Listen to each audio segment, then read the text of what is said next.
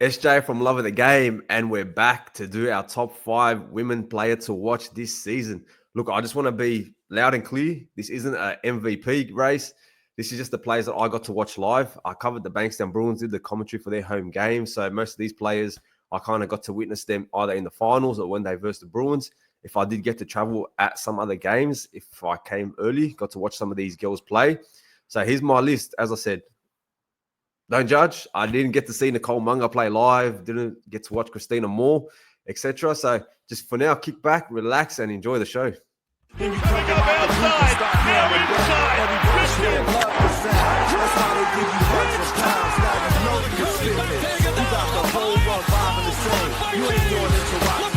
You got love for the game.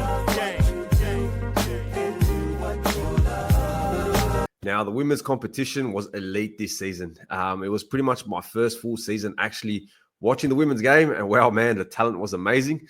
But let's get started. At number 5, I got Mila Waskowicz from the Maitland Mustangs. Now, she was an absolute defensive lockdown all season. On court up against the Bankstown Bruins, I did say that she was my favorite defender to watch in the NBL1 East.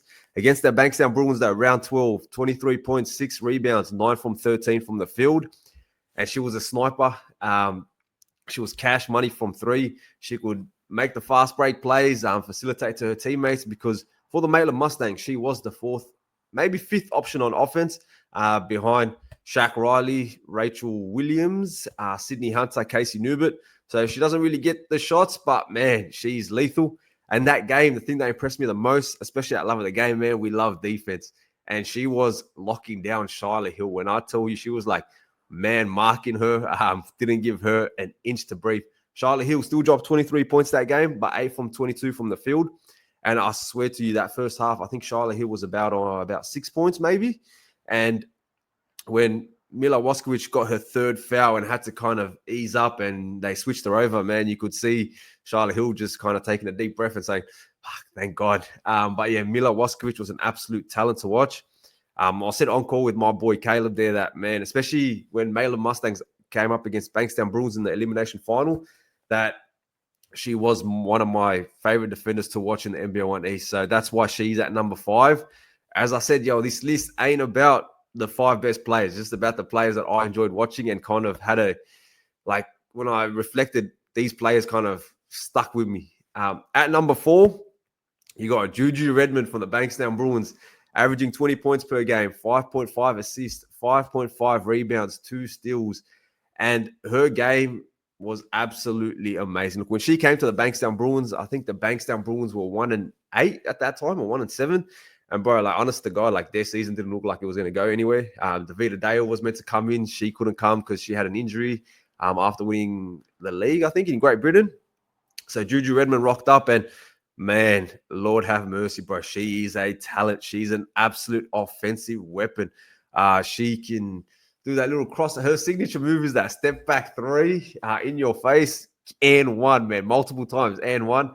Her spin move was amazing to watch. And the thing that I love about Juju Redmond the most which was an underappreciated part of her game, was her defense. She was an absolute 2 steals, nearly 2 blocks a game. And up against the Maitland Mustangs in the elimination final, 30 points, 9 rebounds, 5 assists. And she played 40 minutes. When Charlotte Hill went down, Juju Redmond was the focal point of the Bankstown Bruins, and she stood tall and she stood mighty for the Bankstown Bruins. And also her leadership skills, man. Those young girls looked up to her. I remember speaking to Kayla Proctor, and I was like, man, what did you learn the most from Juju Redmond? And she was like, just confidence, absolute confidence. And you kind of saw the young girls kind of find their feet later on in the season, and a large part thanks to Juju Redmond. And on commentary, Juju Redmond was an absolute pleasure to watch. I remember sitting on the crowds, even in the away game, and Juju Redmond, she was wearing number 23, MJ, so I represent. But man, the kids, the fans were like, holy shit, man. Like, what did she just do? Like, some of the moves that Juju Redmond did was breathtaking, and shout out to her, man. She was a big part of that Bankstown Bruins and their run. So fingers crossed the Bankstown Bruins can re-sign Juju Redmond, because, yeah, she was a joy to watch. At number 3, now this is a bit controversial because before I did say she was number 1, but when I was sitting back on it, I was like, look, you know what? This is my list. So I can kind of do whatever the hell I want with the list. But at number 3, I got Sataya Fagan. Look, 21 points, 10.5 rebounds per game, 2.5 steals, 1.8 blocks. Defensive player of the year, youth player of the year, all-star 5, 4th in MVP voting. Yo, Sataya Fagan is an absolute star. I've been reading a lot of reports that, she's going to be the face of Australian basketball in the near future, and I can confirm that she is. I remember round 1 up against the Bankstown Bruins. She came down there to Bankstown, and she played 22 minutes only, 11 points, 6 steals. But, she was just on another level. Like, she was gliding on that court. Like, the things that she can do on the court is absolutely ridiculous. And shout out to you, Sataya Fagan. I can't wait to watch her career develop. I remember talking to a few guys, some high-level coaches in the NBL1 East, and saying, man, like, I know the COE players, they're kind of going to college. How come Sataya Fagan's still here? And they're like, bro, she's that young. Like, she's got another season at NBL1 East, so I can't wait to see how her game develops. Against the Bankstown Bruins in their round, I think 11 clash, or she got 24 points and 13 rebounds. She did it all. She was a major reason why the COE made it all the way to the grand final. But, that's a deep squad. That COE system is amazing. And shout out to Zara Russell. I loved watching Zara Russell play. Every time she was on the court, her motor was elite. And she always plays, most of the time, she played about 40 minutes per game. So those two girls, especially in the COE system, man, I can't wait to see where their career takes them. Hey, love of the game question of the day, man. How many Olympic medals are those girls going to win for Australia? Like, man, Sataya Fagan, when it's all said and done, is going to be a national treasure for Australian basketball. Lock it in, man. She's going to be like the next Lauren Jackson.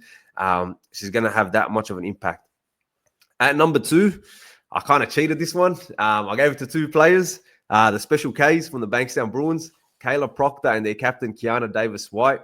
Now, those 2 young girls, watching their game develop and their growth, especially their confidence as the season went on, was mesmerizing to watch.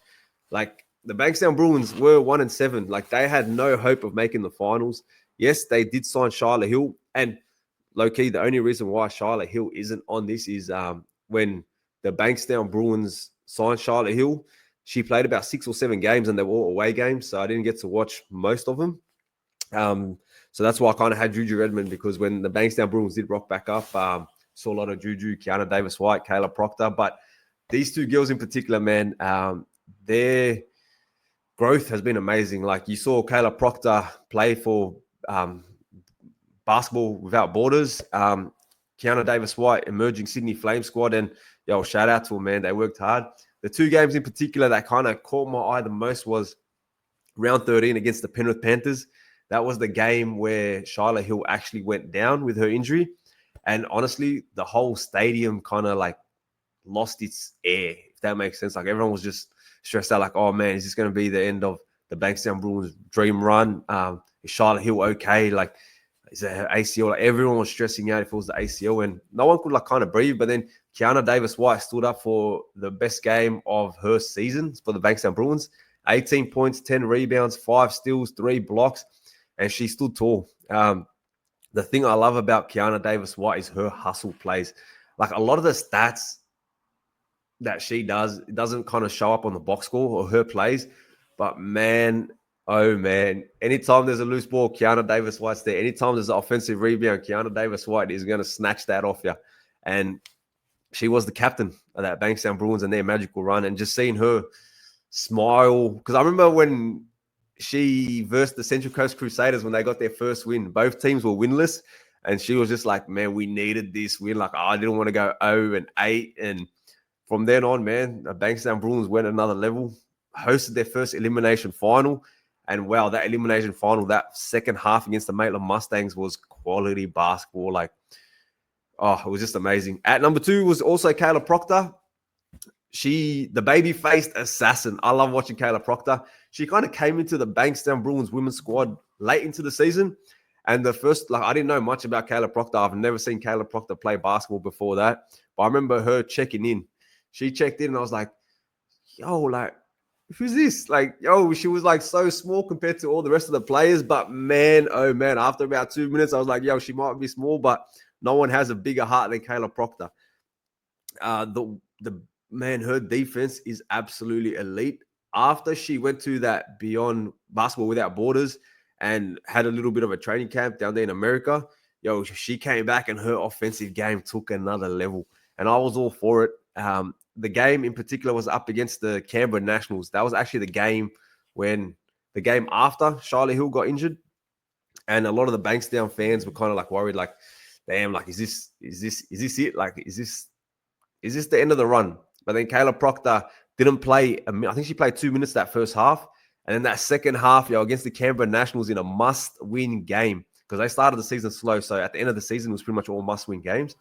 Kayla Proctor, 13 points, 5 steals, plus 22 in about 20 minutes of basketball, 5 from 6 from the field. And her confidence just took another level. I said that's when I mentioned the whole Juju Redmond. What did you learn from the most was just the confidence. And, man, she was just inspirational just to watch her defend. Like, amount of time she found herself in the post up against a bigger body, and they were like, oh, hey, this barbecue chicken, let's cook. Kayla Proctor was like, hell no, man. Against Maitland, she copped the elbow to the face. She just got up, just sort of laughing, and went back on the court and kind of did what Kayla Proctor does, which is play with a lot of heart, aggression, and respect to you, Kayla Proctor. She was pretty much my favorite player to watch this season, her growth. But at number 1, I had to show a bit of respect to Taylor Wirtz, the finals MVP, second in MVP voting, all-star 5, averaging 22 points, 6 rebounds, 3 assists, 39% from 3. And when I say 39% from 3, like, she doesn't just shoot 4 3-pointers a game, but she's jacking them up. I'm telling you right now, she jacks about, I'll say 10 shots a game, but they're all quality shots, especially the way Mandy play. They always find the right play, the right players. And Taylor Wirtz was the missing piece. Manly Seagulls were a perennial top 3, top 4 team, but they just couldn't get it done. So they shined the insurance policy. Taylor Wirtz, she was their insurance policy to get them that title. The game in particular was up against the Bankstown Bruins, where she caught my eye. They were missing Zoe Miller, and they were missing another key piece. Top of my head, I can't really remember. I think it might have been, no, it was Alex Delaney was playing. I can't remember, but 26 points, 10 assists, and 7 rebounds, showcasing that, you know what, while her assists for the season, 3 assists, when the team needs her to step up, she can step up. And in the grand final game, 25 points, she stepped up. Manly had all the pressure. So that first quarter was massive for Manly, and Taylor Wirtz, 12 points, drained 4 threes. And after that first quarter, it was pretty much game over. I think they were about 28 points up at halftime, and they were kind of just in cruise control. But that comes down to Taylor Wirtz.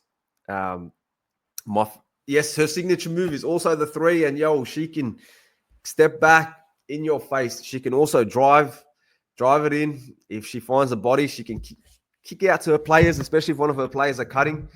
In the grand final, I think she found Alex Delaney a couple of times there. And Taylor Wirtz, respect to you, man. You got Manly Seagulls that title. I can't wait to see the Manly Seagulls in the Nationals. My smoke is to actually win it. Yes, I don't know much about the other conferences, but who cares? NBL1 East is the place to be, ladies and gentlemen. And the women's competition is stacked, elite, and I can't wait for next season. So hope you guys enjoyed my top 5. If you do, like and subscribe. I'm going to be doing the men's next, so stay tuned for that.